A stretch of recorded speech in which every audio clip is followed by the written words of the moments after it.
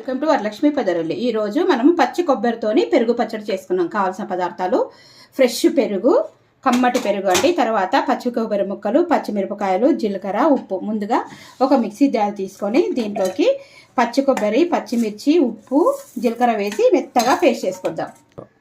ఇప్పుడు చూడండి, మెత్తగా పేస్ట్ చేసుకొచ్చుకున్నాను. ఇప్పుడు దీంట్లోనే పెరుగును వేసి మొత్తము మిక్సీ పట్టుకొని వద్దాం.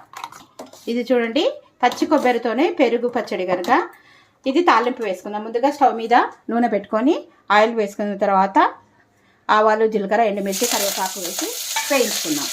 ఇప్పుడు కొద్దిగా ఇంగువ వేసి ఈ పెరుగు పచ్చడి పోసేసుకుందామండి. టేస్టీ పచ్చి కొబ్బరితో పెరుగు పచ్చడి. ఇది బిర్యానీకి, కలర్ రైస్కి, కూర్మా రైస్కి, దాల్ రైస్కి అన్నిటికీ అద్భుతంగా ఉంటుంది. వీడియో నచ్చితే లైక్ చేయండి, షేర్ చేయండి, కామెంట్ పెట్టండి, సబ్స్క్రైబ్ చేసుకోండి. Thank you for watching. పచ్చి కొబ్బరితో పెరుగు పచ్చడి టేస్టీ.